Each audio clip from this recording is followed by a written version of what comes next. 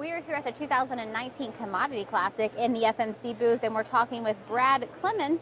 We're going to talk about him coming back to the family farm and what it means to his operation and the future of their farm there in North Dakota. Brad, tell me about your farming operation back home.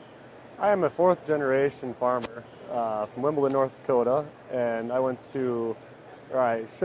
started having an interest when I was about 4 years old in the farm, but I didn't start farming officially until 2016. After I went to 2 years of college and graduated from a tech school for farm management.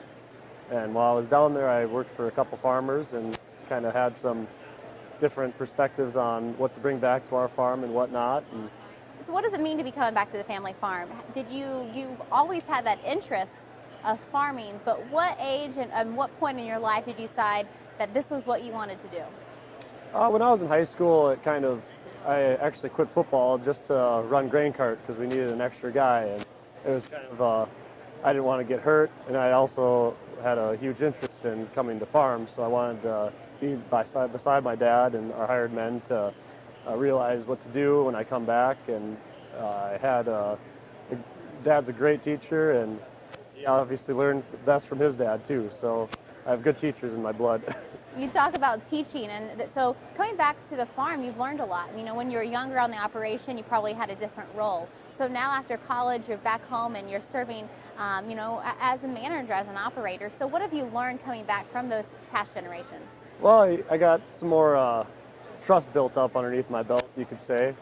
I have been running the sprayers and fertilizer applicators and everything now.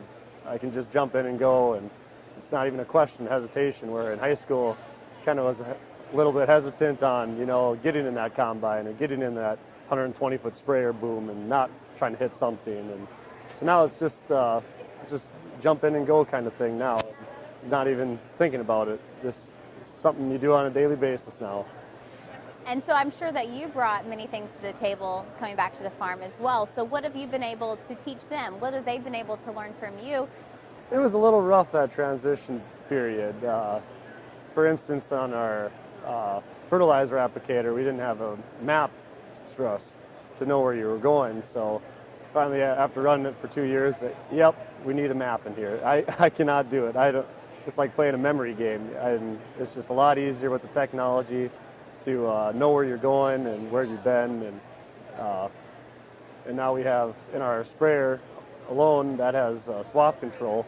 So when you come up to a point, it starts shutting off, and you're not overlapping, and you're putting that money exactly where you want it to go.